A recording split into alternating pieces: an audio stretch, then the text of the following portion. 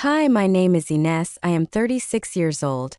And if you ask me if I have achieved what I aspired to in life, I will not be shy and modest. Yes, I have achieved it. I work for a large international trading company, where I hold the position of head of the VIP customer service department, which sounds, as you know, very impressive, especially if you say it in a slightly sing-song voice, looking into the eyes of those who are just starting their journey, or those who have already despaired of finding at least something worthwhile in this life. Yes, it doesn't just sound tempting, it is tempting. I deal with clients from the list of very important people every day, with those who pay us such money that if you heard the contract amounts, you would probably ask if I was wrong with 0 or 2. These are serious people with serious ambitions, and believe me, I have learned to speak their language, the language of money, deadlines, risks, and benefits. Of course, I get paid for it. They pay well, they pay very well. I didn't come to this point by accident. I didn't fall from the sky into a leather chair with a gold plaque on the door. No, I fought my way through for years, gritting my teeth, not complaining, and not letting go of myself one step. First there was a college, then a second college, prestigious, demanding, with hellish exams and nights spent poring over textbooks, then work 60 hours a week, no sick days, no holidays, no room for error. I walked up slowly but surely, step by step, and when I stumbled I climbed, shaking off the dust and sarcasm of colleagues. Now I have everything I ever dreamed of. A private house in a quiet, green area where even dogs don't bark for no reason. A Mercedes purring under the hood like a contented cat. And a bank account, looking at which most people would have tears in their eyes. From envy or misunderstanding, it doesn't matter. And before we continue, write in the comments from which city you are watching this video. Enjoy watching. By the standards of any normal person, I succeeded. I'm the same example from the commercial where the heroine puts on a perfectly tailored suit, gets into the car and smiles at her reflection in the rearview mirror. But here's the thing. My parents don't think so, not even close. For them, all my achievements are like a pretty wrapper with no content. Every time I come to visit them, with gifts, with a new dress, with champagne from Paris, I am greeted not with hugs, but with reproaches. Inez, when will you settle down? Mom asks, sighing heavily and furtively nodding towards the empty ring finger on my hand. Inez, you're not 20, you know that, right?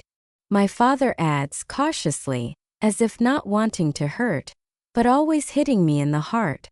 Inez, don't you want children? They continue, as if playing their favorite record, stuck somewhere in the 90s. It's as if everything I do my whole life, all my efforts, everything I've achieved pales before the absence of a ring on my finger and the screeching of children's voices in my house. They like to compare me to my older brother David. Oh, it's their favorite thing to do, especially in front of strangers. David is 38, and he is, of course, married. He married Sarah right out of college, who apparently decided not to waste any time. They have 4 children. Calogero, who is 15. Bernardo, 13, little Emma, 9, and baby Asanta, only 6. My parents idolize these children, literally lighting up like Christmas lights as soon as they appear on the doorstep. And don't make me start talking about Sarah, the sweetest Sirachka, the holy wife, the heroine mother, and the woman with the most forced, artificial smile I've ever seen. She has a habit of tilting her head slightly to the side and looking at me with pity, as if I had just admitted that I spent Christmas alone in the company of frozen pizza. You know, Inez, she says in her sugary voice that makes my skin itch, I have a cousin who is not married, a very nice guy, works in a bank, honest, reliable. I could introduce you, why not? I'm smiling, I'm always smiling, politely, with restraint as I was taught. And I answer, "It's so sweet of you to think of me, Sarah, but right now I'm focused on my career. Although, to be honest, I want to say don't poke your nose into my life, darling, but I'm holding back because I was raised better." The funny thing about this situation is how easily they condemn my path, but at the same time willingly accept all its fruits. Money, for example, money doesn't bother them. On the contrary, they really like money. It all started 3 years ago when my father called. His voice was strained, dry, as if he was swallowing the words before saying them. Inez, dear, we have problems with the mortgage. Mom has health problems. I had to take a vacation. We're not coping. Could you help me? Of course she could. These are my parents. How could I say no? I started paying off their mortgage every month, no passes for 3 years, but, as you know, it didn't end there. No, that would be too easy. The next thing I remember, Dad called complaining about the slow internet. I've added a premium package to them. Then my mother started telling me how she saw a program about a smart home on TV and how she liked the idea of just saying microwave warm up my coffee, and having it happen as if by magic. A week later, their kitchen was gleaming with brand new appliances. A smart refrigerator, a smart dishwasher, a smart microwave, a washing machine, and a dryer of the latest generation. Everything is synchronized, everything is connected to voice control. Now Mom is putting on a real performance in front of her friends. Look, she says with pride, as if she had designed and installed everything herself. The microwave. Heat up my coffee. The car beeps, my friends gasp, and everyone as one looks at her as if she were a sorceress. What they don't tell their friends is who paid for all this, who transferred amounts with 6 zeros every month without batting an eye, who repaid loans without a single reproach, bought equipment, paid for services, and enjoyed their every birthday, as if it were his own victory over time. It seems that this part of the story never comes up, as if they are ashamed of it or do not consider it worthy of mention, saying that there is nothing wrong with it, because Inez can afford it anyway. She will not become impoverished. And then there's David, my brother, my older brother, whom my parents like to look up to so much, the same David whose smile always twists a little to the side when it comes to money, especially money that he doesn't earn. Of course he needed help too, this time with a car loan, and guess whose name is on the paperwork?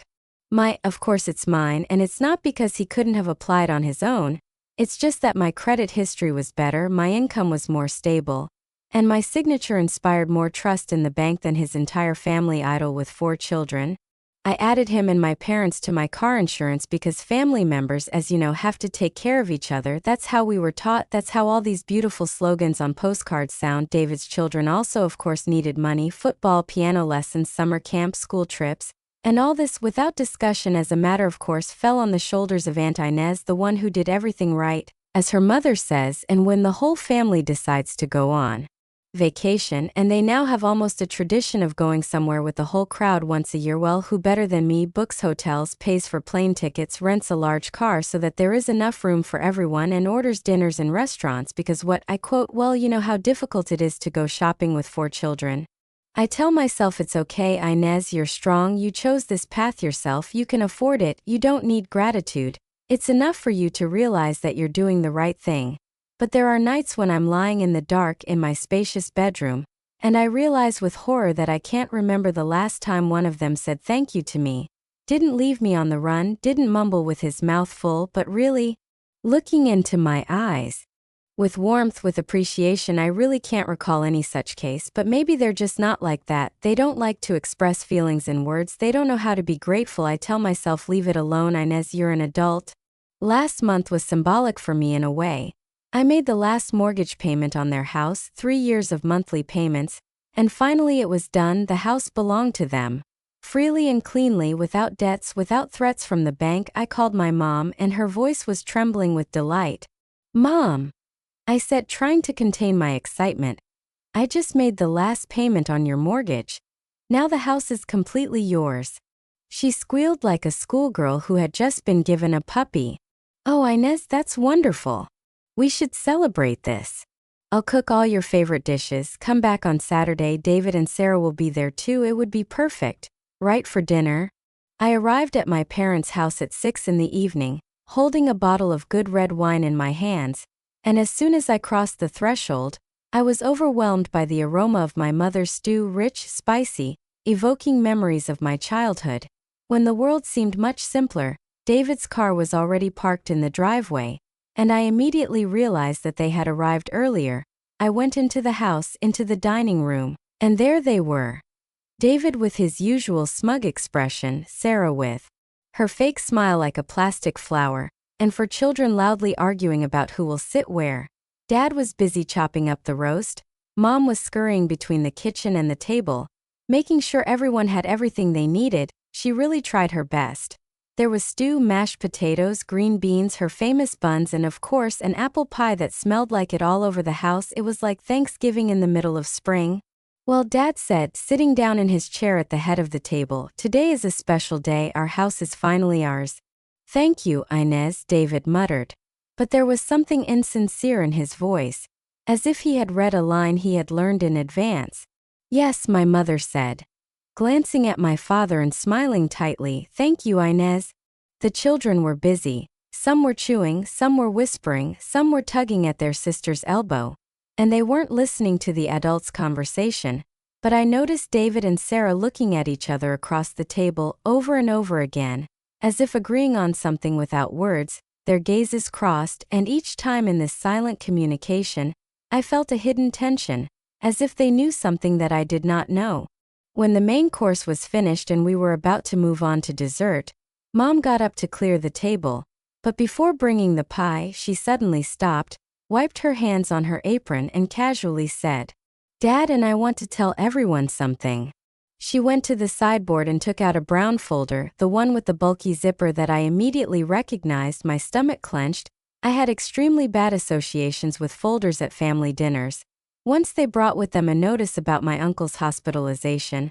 Another time they brought papers for the sale of land. I sat up straighter, alert. "What's going on?" I asked, not trying to hide my concern. But Mom just smiled and, returning to the table, calmly sat down next to her father. "Well," she said, carefully opening the folder, "last week, your father and I went to Mr. Peterson's law office. Mr. Peterson is our longtime family lawyer, the one who drafted my parents' wills when I was still in college, and whom I always remembered as a skinny man with gray eyebrows and a slight cough. We decided it was time to update our will," Mom continued casually, as if it were about replacing the light bulb in the hallway. Dad nodded. "You know, just to make sure everything's okay, everything's fair." I looked at David and Sarah. They sat rooted to the spot, not moving, and looked at their parents as if this was the finale of some drama that they already knew by heart. "We thought a lot about the future," Mom continued, as if everything that was happening was not something out of the ordinary, as if it was about some household issue like whether to change the curtains in the living room, and her voice was even almost affectionate, but it was in this evenness that there was a frightening detachment, as if there was something much colder and more thoughtful behind these words. "What's best for the family," she added, without waiting for a reaction, without looking at the faces, as if she knew in advance what she would hear and see. She took a document out of a folder and placed it on the table carefully, with that strange trepidation with which a newborn is usually handed over to a mother. From where I was sitting, I could clearly see the hat in blue font, Mr. Peterson's last name, his office's logo, legally verified wording, vague but merciless. Mom looked up and, looking directly at me, said, clearly, without hesitation, "We decided that when we die, everything we have, the house, our savings, all this will go to David and his children." These words hit me like a well-calculated punch in the gut, the kind that makes it impossible to breathe right away. And I clutched a napkin in my hands and sat there, not believing, not understanding, not wanting to accept what I had heard. I kept looking at her, hoping that now, right now, she would add something else, say my name, explain, clarify something. But she just continued in a calm, confident voice, as if she were reading a letter written many days ago. "We know you're doing well. Inez, you have a career, a house, savings, you don't need anything from us, and David, let me remind you, has 4 children to think about." Dad picked up on it. "Money for college, weddings, all these expenses, it just makes sense." I finally found the strength to speak. My voice trembled at first, as if I had to pull every word out of my throat. But with each syllable it became firmer, firmer. "Wait, what? Are you completely excluding me from the will?" I asked, and there was more shock than anger in that phrase. Mom didn't even flinch, didn't look away, wasn't embarrassed. "We're not excluding you, dear," she said in her patient, almost maternal voice, the same one she used to talk to me when I was a child making a scene in a toy store. "We're just being practical. You don't have any children to provide for, you don't need the money." But I began, feeling everything turn over inside. But my voice faltered treacherously and the words stuck. My brain refused to make sense of what was happening. As if it wasn't me, not my house, not my brother, not my parents, but some poorly written drama that I got into by mistake. "Wait," I finally exhaled. "Did you do this on purpose? Did you wait until I paid off the mortgage and then sign these papers?" The question hung in the air like an unpleasant, sticky smell that no one wanted to admit. Mom and Dad looked at each other. but there was no embarrassment or remorse in their eyes. If anything, Mom looked annoyed, as if I had ruined her evening, made an unnecessary scene. "Inez," she said in that condescending voice she always used when she thought I was being unreasonable, "you have to understand that family is about helping each other. You can help, so help, that's what a family does. But you're literally telling me that I won't get anything when you die because I already have money. The money I earned myself. The money I used to help you." Sarah suddenly cleared her throat, and her voice, sounding especially cloying, rang out over the table. "Inez, I think you're overreacting. Your parents are just trying to be fair." I turned to her, and my gaze met hers, full of self-satisfaction and satisfaction, as if everything was going according to her plan, as if she had just won something and was now enjoying watching the other side lose. "Fair enough?" I asked, trying to keep my voice steady. "How is that fair?" "Well," she began, adjusting her posture as if she were preparing to make a speech. "David and I had financial difficulties. We have 4 children. And you know how expensive everything is these days. You're alone without children. You have a good job, a stable income. You don't need an inheritance. Plus," David added without looking up, "you've always been successful. You have a great job, a beautiful house. We're just trying to make ends meet." I felt something hot and thick rising inside like lava, ready to burst my chest. My fingers gripped the edge of the table, my nails dug into the wood, and I spoke, choking. Are you kidding? I've been paying off your mortgage for 3 years now. And now you're telling me that I'm not worthy of being included in your will because I'm too successful?" "Inez," Mom began, sounding tired and annoyed, "I think you need to calm down. It should be a celebration, a joy, not a drama." I stood up, abruptly, noisily, pushing back a chair that almost overturned. His chest was clutched with rage, mixed with resentment, with pain, with some kind of deep loneliness, which suddenly in an instant burst out. "No," I said, "I won't calm down. It's unbelievable. I've been providing you with financial support for many years. And now you're telling me that I'm not worthy of being included in your will because I'm too successful?"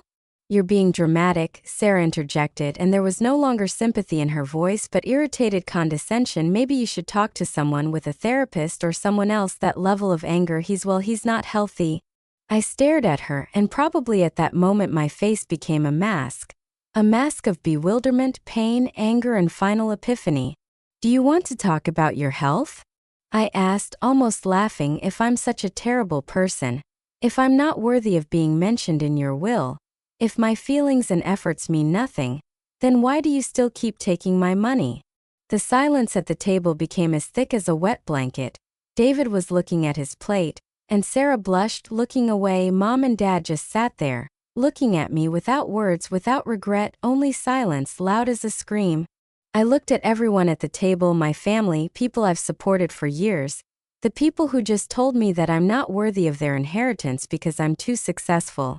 Do you know what I said?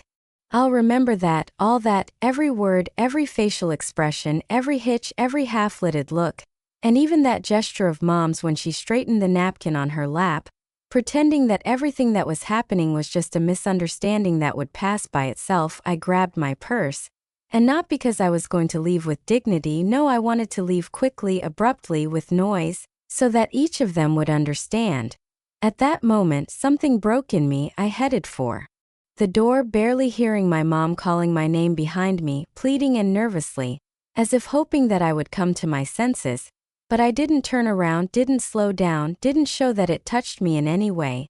I left the house where I had spent so many years, so many hours trying to be needed, and slammed the door behind me with all my might, as if it were not just a wooden sash but a symbol, the end, the point, the closed chapter. The way home was like walking through a thick, sticky fog. I was driving almost on autopilot. The streets were merging into one gray lane. The headlights of passing cars were blinding, and my hands were shaking, clutching the steering wheel so tightly, as if I was trying to hold on to something that was the last thing I had left. Over and over again, I replayed the conversation over that ill-fated dinner in my head, going over the words, intonations, pauses. They planned it, they waited, they were silent when I made transfers, when I sent money, when I signed payment orders. They were waiting for me to close the mortgage until, in their opinion, I would fulfill my function. And then, with almost theatrical equanimity, they dropped this cold, measured bomb on me. When I got home, I didn't even take off my shoes, I just went straight into the living room, poured myself a glass of wine, sat on the couch, put my feet up on the table and stared at the wall without turning on the light. Everything was burning inside. Anger, resentment, bitterness, and on top of everything, stupidity, sharp and humiliating. How could I not have foreseen this? How did I, with my experience, with my ability to read people, allow myself to be used for so long and so systematically? But most of all, I felt that everything, just everything, was over with them, with this illusion of family, with pretense. I don't have to anymore, I don't want to anymore. The next morning, I woke up with a heavy head, bitterness in my mouth, and the realization that wine is a bad advisor in matters of family drama. I spent 3 hours lying in bed, going over and over in my head every word that sounded yesterday, trying to find a loophole, an excuse, at least something to soften what was said.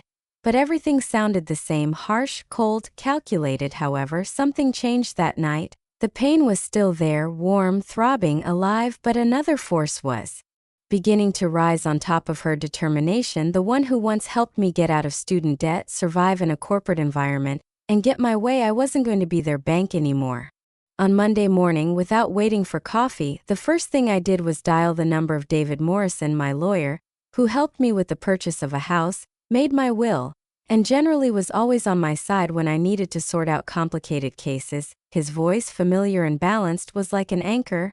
"Inez," he said after listening to my story, "I'm sorry that this happened to you. Family disputes over money are always dirty. But you want to know if you can do something, right?" "Yes, I've been paying off their mortgage for 3 years. Doesn't that mean anything?" He paused. I could feel him choosing his words. "The problem is that you weren't a co-borrower on the mortgage. Your name is not in any legal documents. From a legal point of view, you were just volunteering. Voluntary assistance is not an investment. This is not a share, it is a gesture of goodwill." My heart skipped a beat. All this time I thought, well, that at least something was fixed, that it's not just charity. "Not necessarily," he said softly. "Think about it this way: you provided them with financial support, but you have the right to stop. If someone had told me that I wasn't worthy of being in his will, I would have reconsidered who I was paying." A slow, almost malicious smile spread across my face. "David, you're a genius." I hung up the phone and took out my laptop. It's time to put things in order. The first call is Comcast. "Hello. I need to turn off the internet service at 428 Maple Street. Can I find out the reason for the cancellation? I won't pay for it anymore." Pause, then a restrained voice. "I understand. We will begin the shutdown process." The next call is Smart Home Solutions. "I need to terminate the contract for the maintenance of the house at 428 Maple Street. Madam, if you do this, all connected devices will stop working. The whole house is tied to our system." "I understand. Cancel it." They tried to dissuade me, gave me arguments, asked me to wait, but no, I was broken. And if my parents decided that I didn't mean anything, then let them try to live without what I did for them. This was followed by a call to Toyota Financial Services. "I need to discuss a car loan for a 2022 Camry. How can I help you?" "I want the car back. I won't pay anymore." "Ma'am, are you sure?" "We must arrange for the removal of the vehicle." "Plan it. I don't care when." I opened the banking application and began methodically canceling all automatic payments. Football? Cancel piano lessons? Remove summer camp? Exclude. It's all gone. Everything that I paid for by default, without looking, without asking, is now gone. The last step was to call the insurance company. I need to remove some people from my car insurance. David Rossi, Giovanna Rossi, and Federico Rossi. That's quite a lot of people. May I know the reason? They're not my problem anymore. It took me a little over 2 hours to disconnect and cancel everything that connected me to them as financial beneficiaries. With each completed call, I felt like I was getting lighter inside, as if I was dumping a load that I had been carrying for so many years, without even realizing how heavy it was. The next morning, my phone rang as I entered my office and sat down at my desk to focus on the presentation I'd been working on for the past 2 weeks. The slides were open, the data had already been uploaded, but my gaze froze on the phone screen, where the name Mom appeared in large letters. I allowed myself exactly 3 seconds of hesitation, after which, pressing my lips into a thin line, I pressed reject. 10 seconds later, the screen lit up again, the same inscription, the same persistence, reject again. I could already feel the pressure building in my temples. Then Dad called. Without looking, she clicked reject. David. No surprises. Also on the list, by lunchtime, my phone had logged 17 missed calls. I didn't open any of them, but I already knew inwardly that the storm had begun. And then, as expected, the messages started. As always, my mother wrote first. Ines, nothing is working in the house, the internet went off and all the devices stopped listening. Call me back. 10 minutes later. Dad. What did you do? The TV does not turn on, the dishwasher went crazy, we need to fix this. Then David, they came and took my car. Ines, they took my car, call me back right now. And then the icing on the cake is Sarah. This is childish, your parents are already elderly, and you're acting like a spoiled brat. I didn't even bother reading to the end. I just deleted all the messages, not a single answer, let them figure it out for themselves. For the first time in many years, I gave myself the right not to be a lifeguard, but a woman who also has boundaries. That evening, I stood at the stove, stirring the sauce over low heat, enjoying the silence in the house and the feeling as if all the extra weight had been dropped, literally from my shoulders, from my soul, from my thoughts. And suddenly the doorbell rang. I wiped my hands, went over, looked through the peephole and saw the whole delegation. Mom, Dad, David and Sarah, standing on my porch, huddled together as if unity could help them. Their faces were contorted, not in despair, but rather in annoyance. I opened the door, but I didn't step back, I didn't invite him in. I stood straight, looking into his eyes. What do you need? We need to talk, Mom said, and without waiting for an invitation, she stepped past me inside. Dad, of course, followed her, muttering, "This has gone too far. Your mother can't even cook dinner, nothing works. Nothing at all." We called a repairman. So what? I asked, still standing by the door. He said that everything needs to be replaced, Mom sobbed, and I noticed tears in her eyes. That's it. Do you have any idea how much it will cost? That's not my problem, I replied, without changing my intonation. David stepped forward, his lips tense. Inez, I need a car, I have to go to work. You should have thought about it before you decided that I wasn't worthy of being included in the will. Sarah crossed her arms and took a step next to him. That's exactly what I was talking about. You're being vindictive and cruel. Your parents are suffering because of your tantrum. My tantrum? I asked, feeling the same heat rising inside me that always appears when I'm pushed to the limit. Do you want to talk about suffering? For 3 years I've been paying for everything that makes up your life, a house, a car, the internet, mugs, insurance, and what did I get for that? A huge fat nothing in the will, and a lecture about how I need to find a husband. We never asked you to pay for everything, Mom muttered. And there was suddenly some strange resentment in her voice, as if it was my fault that I chose to help. Nonsense, I said. Every time you called me it was about money, mortgage, utilities, internet, appliances, clothes for children, and every time I said yes because I thought you were grateful, because I thought I was part of the family. You helped your family, Dad said, and there's nothing to be ashamed of, that's what they do in the family. I went to the door and opened it wide. No, I said slowly, that's what ATMs do, and I won't be your ATM anymore. Inez, please, my mother began, we can work this out, maybe we can change the will, maybe. I laughed bitterly, loudly. Do you really think that this is enough? Did you wait until I paid off the mortgage, until I did everything to make you feel comfortable? And only then did you tell me that everything you have will go to David? And now you want to negotiate? That's not true, David interjected. But his voice was trembling. That's exactly what it is. I replied, you're all leeches, you've been sucking money out of me for years. And as soon as I stopped being useful, you cut me out without hesitation. That's not true, Sarah interjected. We appreciate everything you've done. Really? I whirled on her. When? Name at least one time when one of you said thank you to me, one, because I don't remember any. Everyone was silent. They stood and stared at me as if I were speaking a different language, as if I had lost my mind. Maybe I finally lost my mind, but do you know what else is sanity?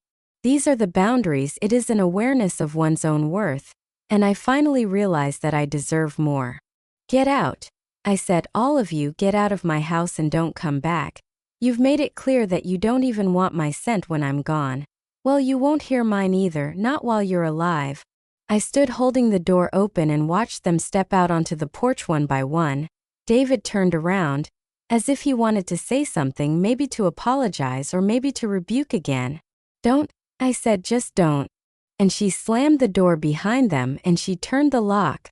Then I poured myself a glass of wine and sat at the kitchen table, sipping slowly, feeling an inner silence fill the entire space, as peace spreads through my veins. Such peace that I have not experienced probably since the first time I agreed to pay someone's bill.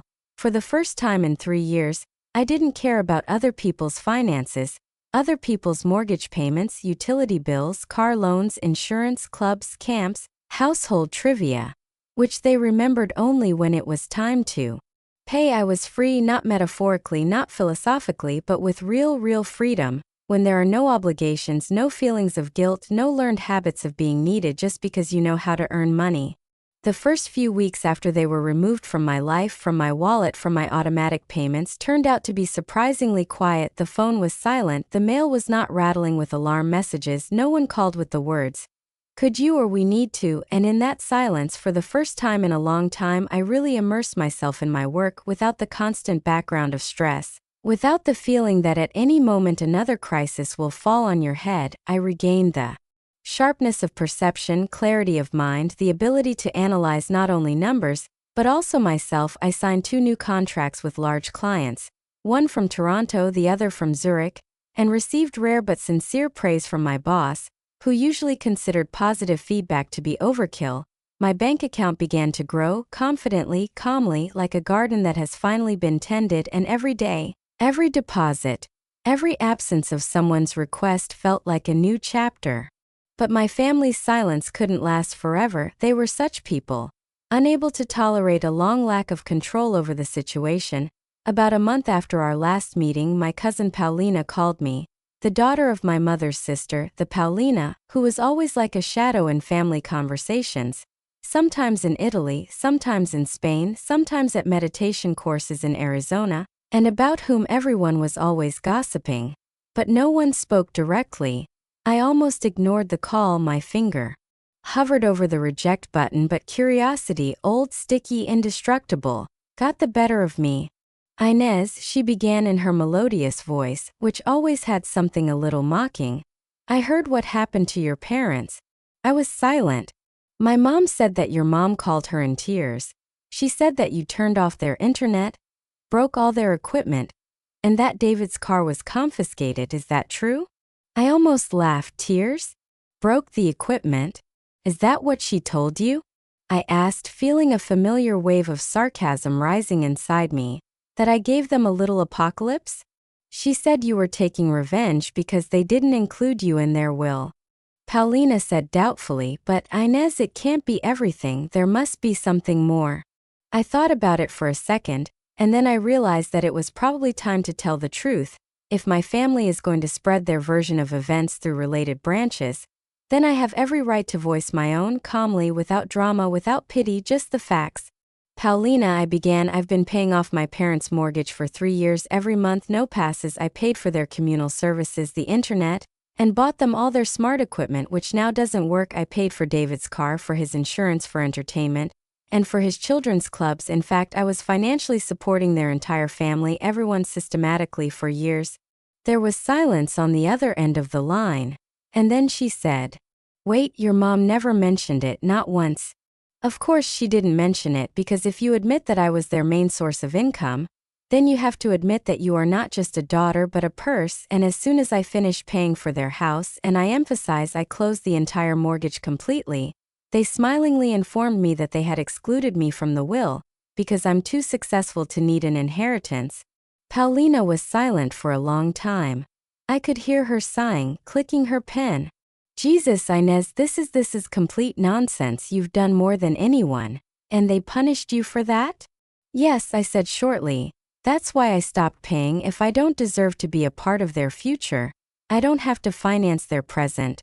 "Well done," she said firmly. "I can't believe they did this to you, but honestly, you did the right thing." I knew that the conversation with Paulina was not the last. Word spread like clockwork. A few weeks later, I heard about the consequences of my decision from other relatives. My parents had to completely dismantle the kitchen, because without connecting to the smart home system, their expensive appliances, the ones my mother loved to brag about to her friends, became useless junk. They had to buy the cheapest models on sale, and even then they didn't have enough money to completely renovate the entire room. Half of the kitchen remained disassembled. There was no money. My father, who had not worked for more than a year and used to think that his pension and his daughter's help were a sufficient source of comfort, now had to go to work in a hardware store at the age of 64. He was carrying boxes again, consulting clients, and standing on his feet for 8 hours a day. Mom, of course, complained to anyone who would listen to her. The neighbors, her sister, even the cashiers at the store, telling her how ashamed she was that she could no longer arrange a dinner party, that everything had fallen into disrepair.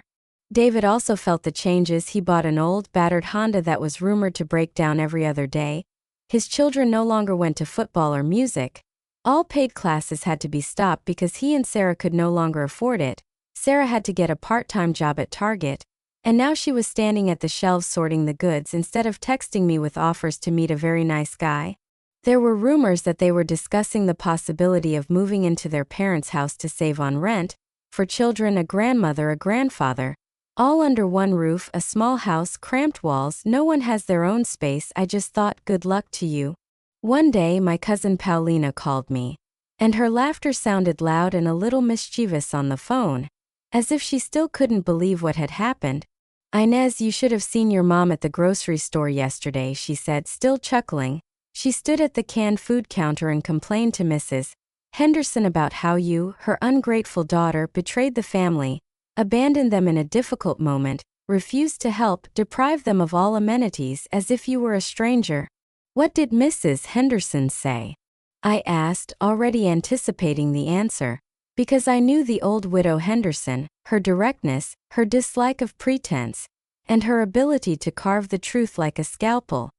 She looked at your mom and said, well, Giovanna, if my daughter would pay off my mortgage for 3 years, I think I would be very grateful.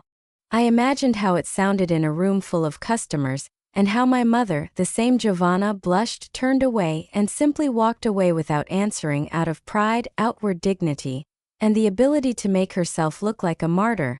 And at that moment I felt a little ashamed, not for what I did, no. It was the right decision, the only possible one, and for the fact that all this, our family quarrels, the bitterness that I had been carrying for years, became the property of prying ears. I never wanted to humiliate my parents no matter what they did, but I wasn't going to let them make me look like a villain, a selfish careerist who turned her back on suffering old people.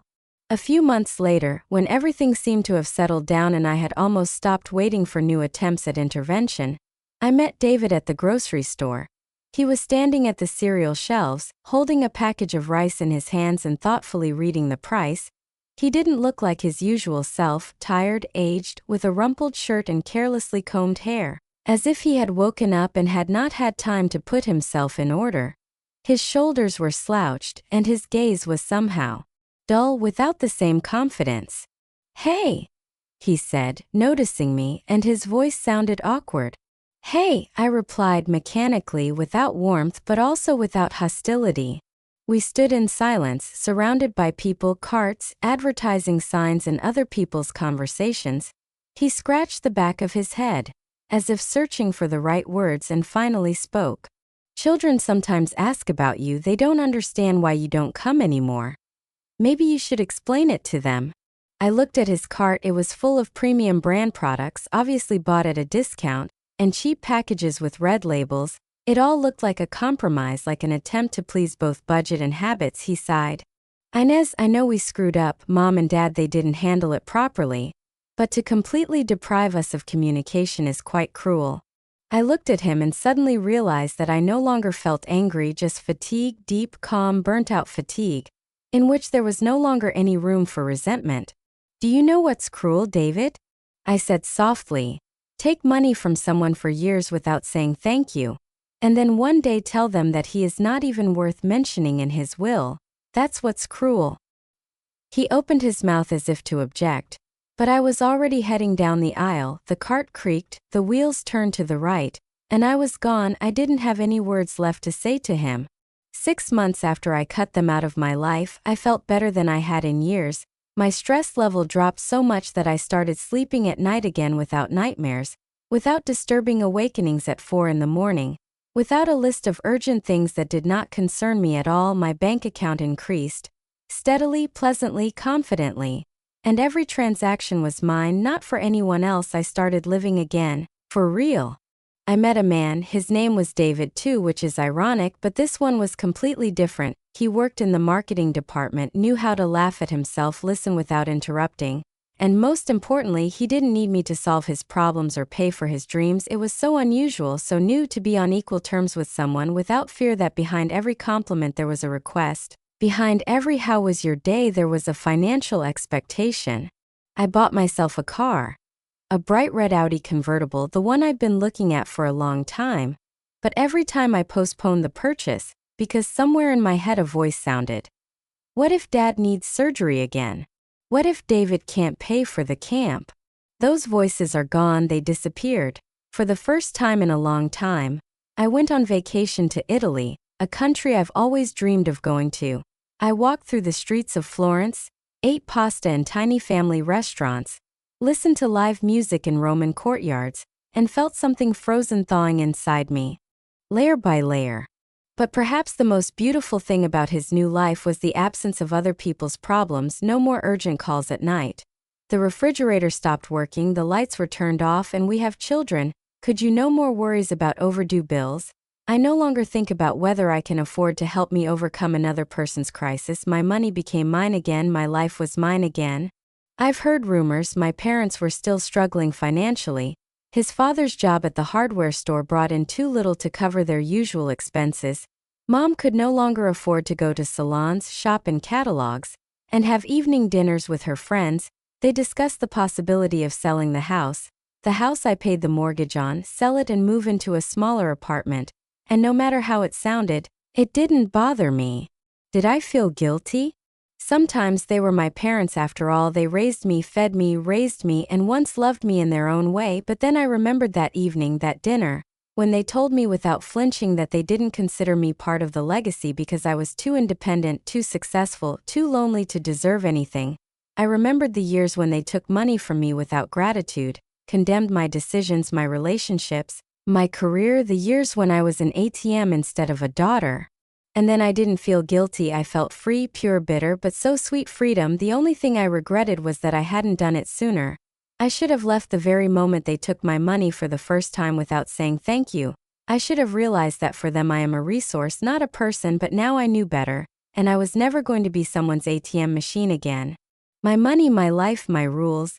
Write a comment on what you think about this story and don't forget to subscribe to the channel and like it. See you soon.